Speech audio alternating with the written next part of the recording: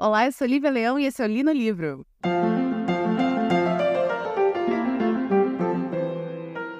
Pois muito que bem! Primeiro Li no Livro do ano. Vocês estavam com saudade? Eu não sei se eu tava com saudade.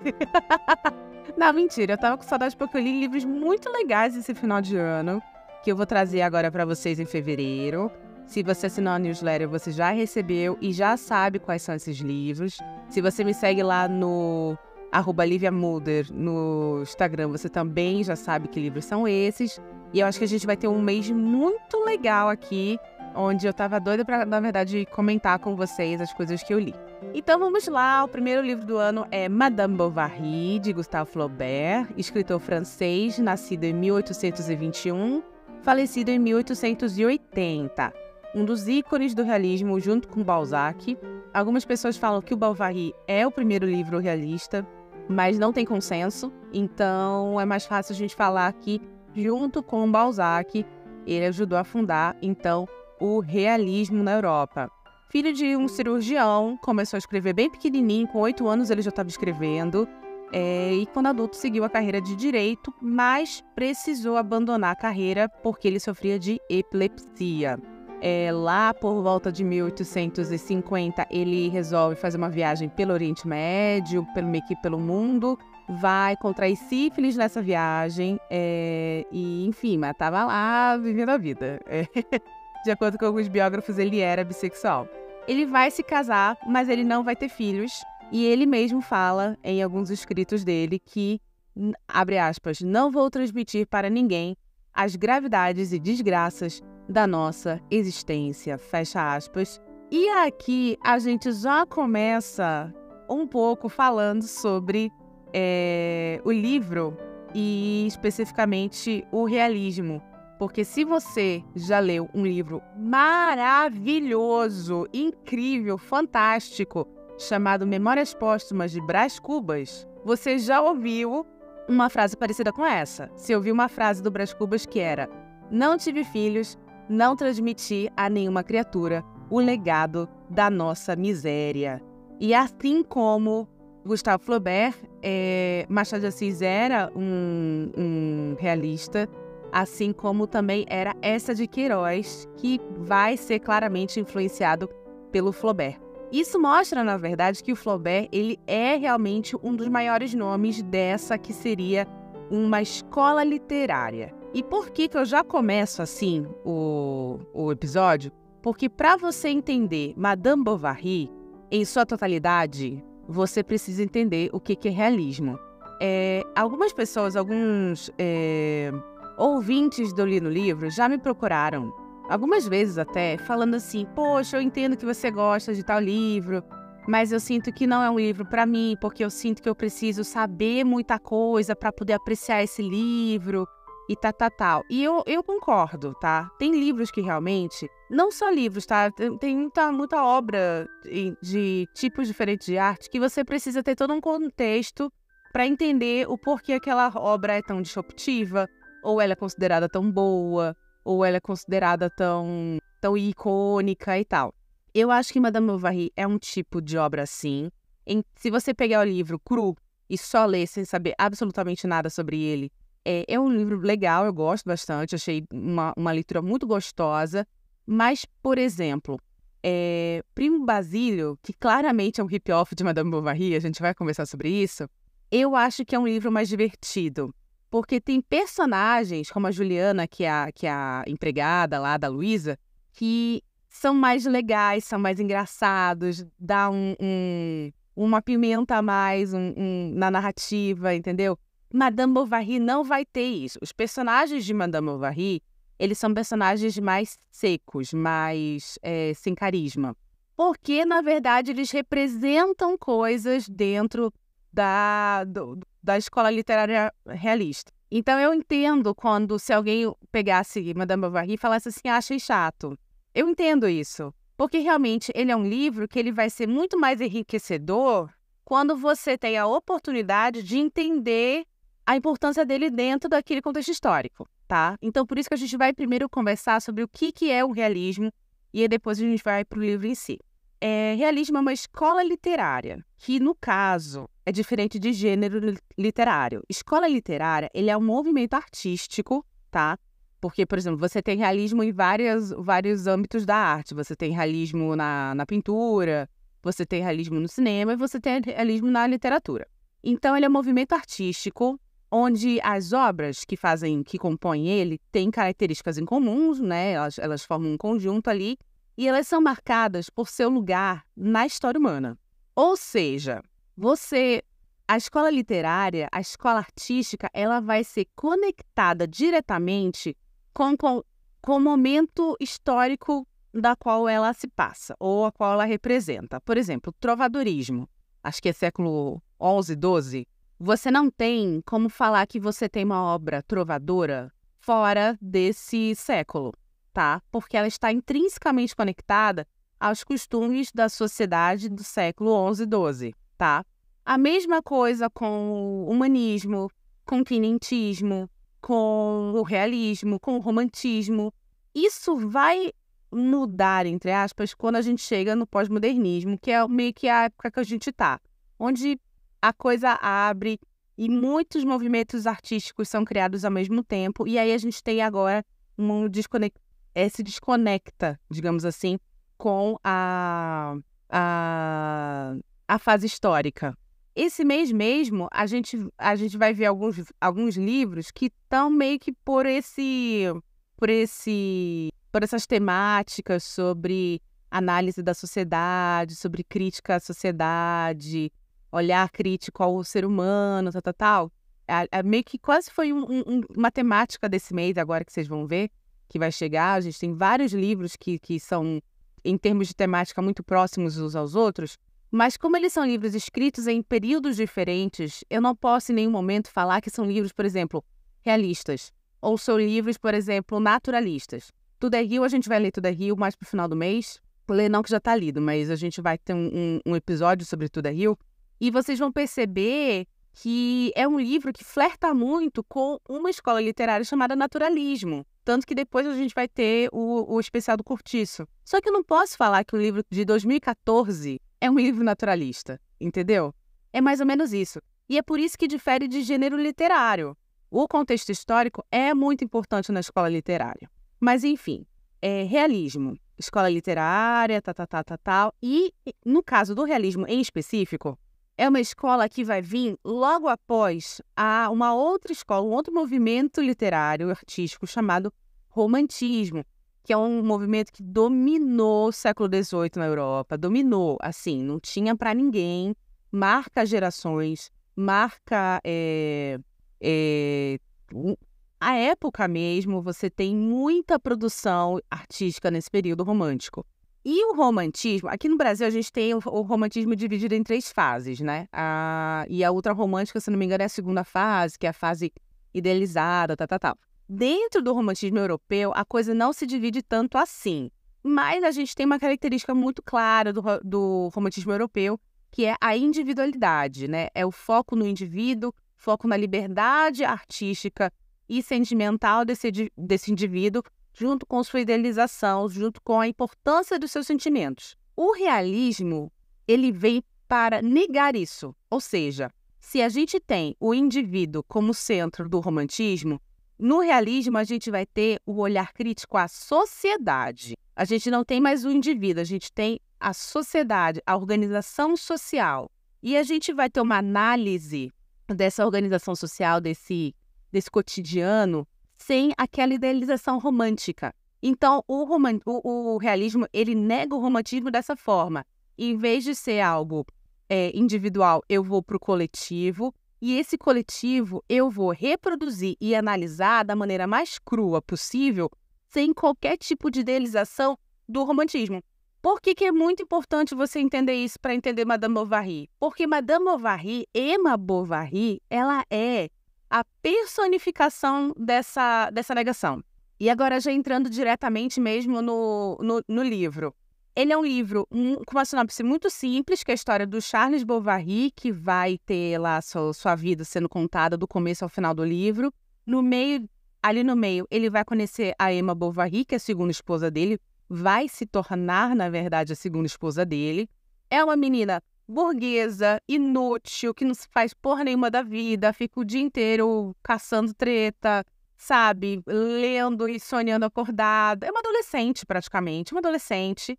E ela, por causa disso, vai acarretar a vida de casado vários problemas. Ela vai chifrar o Charles à torta direita, quer dizer, à torta direita, ela tem dois amantes durante o livro inteiro. Ela vai chifrar o Charles porque ela tá muito entediada com a vida dela, que é muito diferente do que ela lê nos livros românticos. Ela vai se encher de dívida, se encher de prestação, se encher de boleto, se encher de cupom, tudo. Ela não vai ter como pagar isso, porque, mais uma vez, ela é uma pessoa que ela vive desassociada com a realidade social e hierárquica que ela vive. E isso vai acarretar consequências que ela não vai saber lidar. Basicamente é isso, Madame Bovary, tá? Então, é o rise and fall de uma mulher que, burguesa, inútil, iludida, tosca, xoxa, capenga. E é isso, e é sobre isso o livro. E essa mulher, ela é, na verdade, a personificação do romantismo.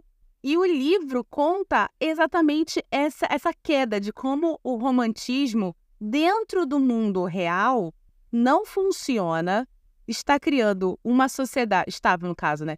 Criando uma sociedade disfuncional de adultos disfuncionais que não sabem lidar com as consequências dos seus atos. Diferente do que a gente tem hoje em dia, eu não acho, entendeu? Eu não acho. Mas, enfim, isso é Madame Bovary. Então, por isso que é tão importante a gente entender primeiro as diferenças entre realismo e romantismo, para você conseguir absorver. A gente vai agora para a segunda fase do segundo bloco do episódio, onde a gente vai ter eu contando a história. Infelizmente, gente, é uma história de 1857. Eu vou contar até o final, tá? Se você não quer spoiler, saber o final, enfim, não te recomendo continuar. Mas não acho que realmente seja uma grande reviravolta, um final, ai meu Deus, estragou o livro para mim. Porque não é um livro sobre isso, tá? É um livro sobre uma pessoa, reflexo de seu tempo, um tempo, segundo o Flaubert, complicado, difícil e que não sabe lidar com essas consequências. Roda a vinheta.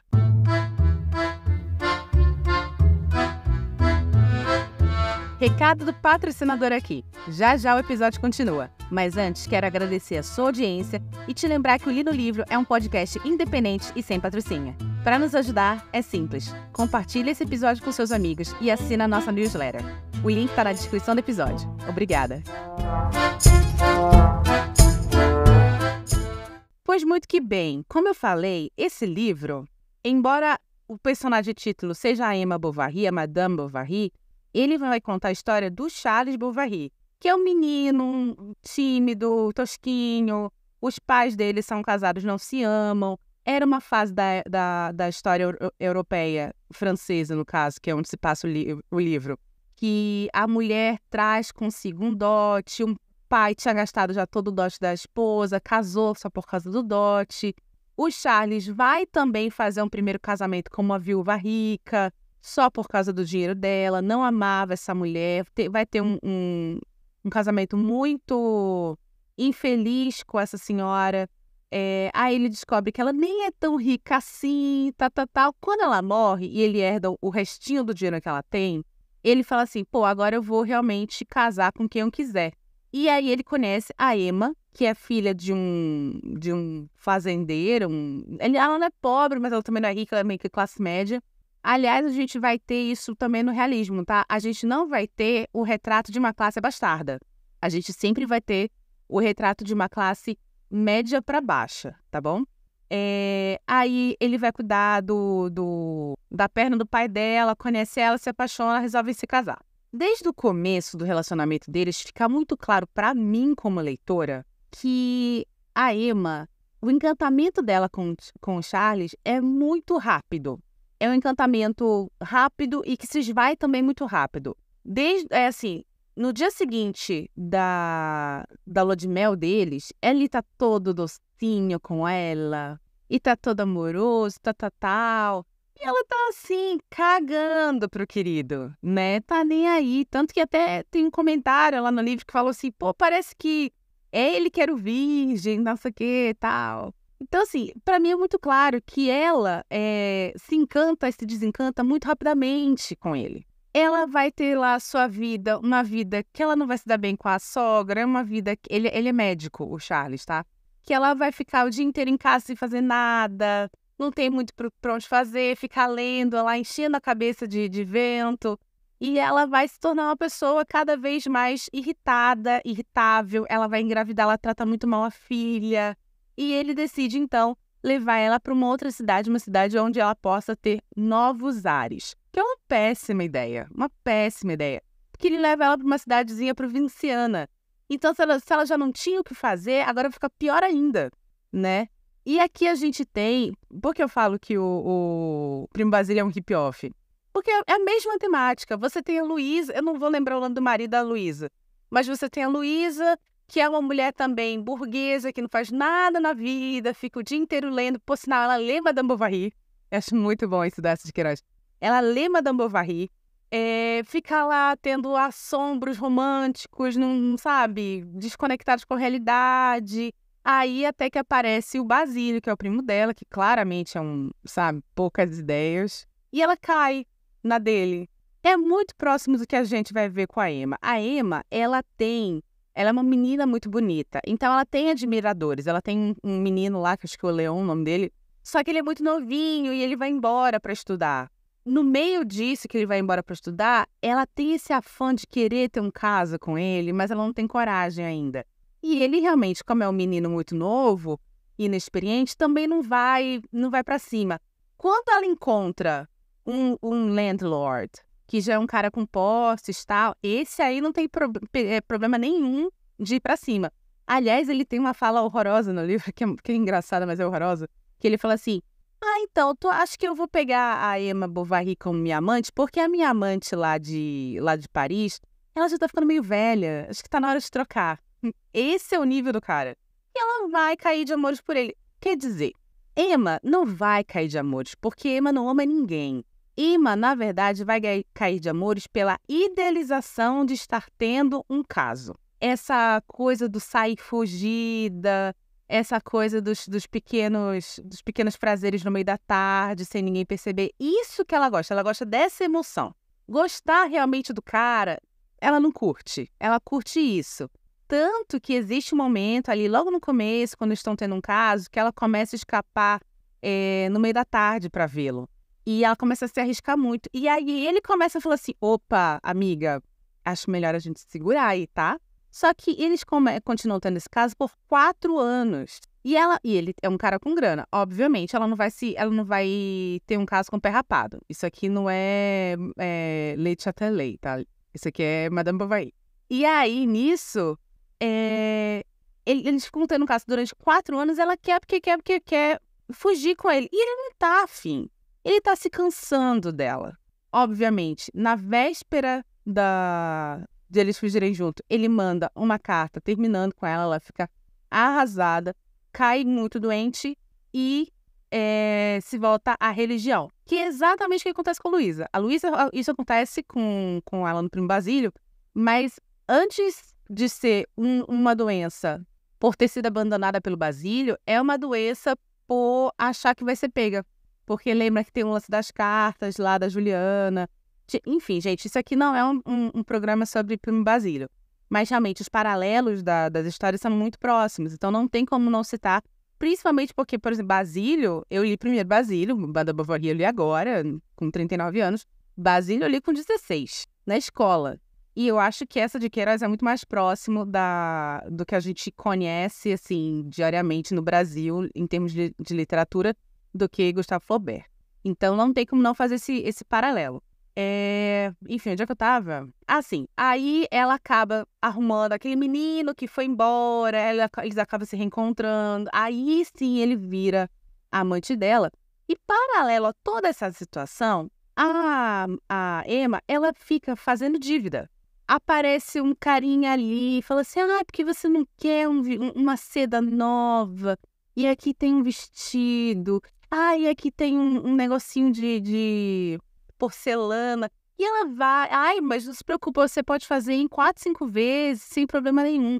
E, gente, tanto ela quanto o marido, eles não são ricos. Isso é outra coisa muito interessante. Essa ilusão não só romântica do relacionamento, cheio de amor e paixão e tal, como também essa desassociação da realidade de que ela tem posses que ela não tem, né? Que ela vive uma vida que ela não tem condições financeiras para viver. E ela vai se encher de dívidas. Ela tenta pegar dinheiro do marido sem ele saber, ela não consegue. Ela começa a pedir dinheiro para as pessoas para pagar o débito dela. As pessoas vão se negar. Enfim, existe um momento, então, que a situação começa a ficar tão desesperadora que aí ela vai se matar. Ela vai tomar arsênico, se eu não me engano, ou estricnina. Não, estricnina foi Dama das Camélias, né? Acho que ela vai tomar arsênico. Ela vai tomar arsênico e vai se matar, e é isso. Então, assim, o que eu gosto de Madame Bovary, o que eu achei muito interessante nesse livro, é que o desespero da Emma não é sobre ser pega. Em nenhum momento ela realmente tem esse medo. Na verdade, a possibilidade dela ser pega, para mim, eu entendo como, na verdade, um saborzinho a mais a traição ao adultério que ela faz. E esse devaneio de tudo bem se a gente for pego porque nós nascemos um pro outro, que, na verdade, é uma grande falácia romântica na cabeça dela. Mas eu fico acho muito interessante como o que realmente água que bate na bunda dela é a grana. É perceber que ela não tem dinheiro, é perceber que ela não é rica e ela não consegue lidar com isso. Eu sou pobre, eu não tenho grana, eu não sou melhor do que essas pessoas, eu vou me matar, porque eu tô toda endividada. Isso eu acho incrível. Isso eu acho que, na verdade, é o Flaubert levando a história além. Porque o Essa de Queiroz... Gente, eu amo Primo Basílio. Mas o Essa, ele conecta a doença da Luísa e, consequentemente, sua morte, claramente à quebra da expectativa romântica, né? Em relação ao relacionamento dela com o Primo Basílio. Aqui não. Aqui, Madame Bovary vai se matar por dívida. Ela não vai se matar por amor. Ela não vai se matar por paixão. Ela vai se matar por dívida.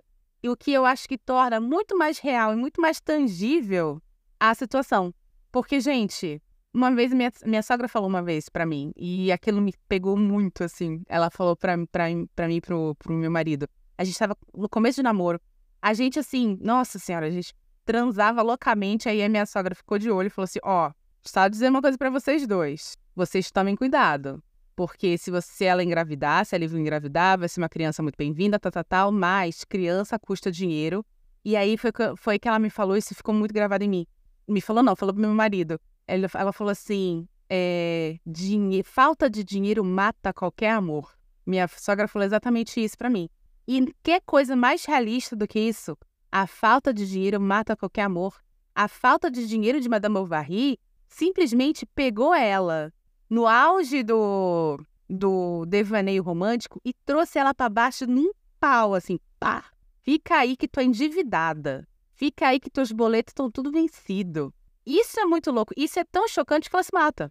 O Charles vai ficar arrasado, devastado, porque, mais uma vez, ele realmente gostava dela, a ponto dele ser tão cego quanto ela. Nossa, ela trata muito mal a filha e em nenhum momento ele percebe isso. Nenhum momento ele percebe isso. Ele sempre tá ali passando um pano, ele sempre tá ali dando desculpas pro comportamento dela. Enfim, acaba que ela, depois da morte, ele se entrega totalmente ao luto. Ele começa a vender porque ela trouxe um dote, que não era um dote muito grande, mas ela trouxe um dote pro casamento. Esse dote, ele já tinha gastado tudo.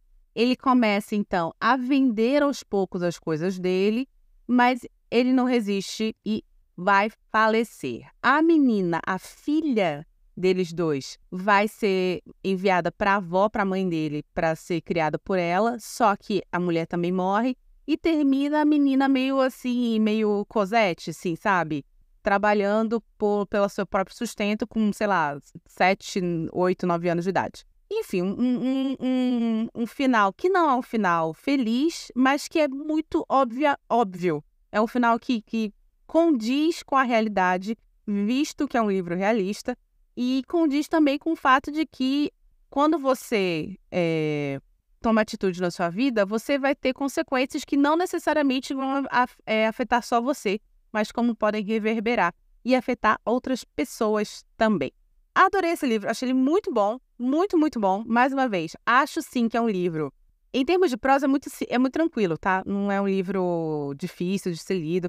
Acho que a prosa do Eça de Queiroz é mais gostosa do que a prosa do Flaubert. Já que a gente tem aqui o paralelo dos dois livros, o Bovary e o Basílio. Acho sim que é um livro que, para você ter a totalidade dele, entender realmente ele minuciosamente, você tem que, infelizmente, ter esse conhecimento das escolas literárias anteriormente, né, esse conhecimento anterior, mas acho que dá para ler, gente. Acho que talvez não seja o livro da sua vida, talvez não seja o livro mais legal que você pegou no mundo, mas ainda assim é uma leitura bem bacana, bem, bem legal. Eu achei muito bom ter lido esse livro agora, com 38, né, gente? Vou fazer 39 ainda em outubro, mas com 39, quase 39 anos, porque eu consegui identificar muito claramente isso, sobre o que realmente a Emma, o que ela representa, o que o próprio Charles também representa, porque ele também é uma pessoa desconectada da realidade. Se eu tivesse lido com 16, 17 anos de idade esse livro, eu provavelmente teria feito uma interpretação muito mais simplista dele e ia ficar tipo assim, a Lívia lá de 16 anos que adorava o Mr. Rochester, ia falar assim, que ela é uma vagabunda, porque o Charles gosta muito dela. E olha como ela trata esse homem, nossa, que mulher escrota. Hoje em dia, na verdade, eu entendo que a personagem da Bovary, ela é muito além do que isso. Ela é, sim, uma grande crítica a uma sociedade totalmente fora da realidade que foi criada depois do romantismo. E aí, senhoras e senhores, espero que tenham gostado dessa volta do Li no Livro. Eu com certeza gostei, achei muito bacana esse livro, por isso que eu escolhi ele para voltar, para iniciar nossa quinta temporada do Li no Livro, 4º ano. E espero que vocês fiquem aqui comigo durante 2024 inteiro, tá bom? Se você gostou, por favor, compartilhe com seus amigos. Estamos nos principais agregadores de podcast, alguns pagos, outros gratuitos. Assine a nossa newsletter, tá aí embaixo na descrição desse episódio, você consegue assinar. Vai ao ar toda quinta-feira, última quinta-feira do mês. Última quinta-feira do mês você também recebe aqui, às 17 horas, um episódio extra, mas geralmente nossos episódios são às segundas, às 17 horas, tá bom? Meu nome é Lívia Leão e esse foi o Li no Livro.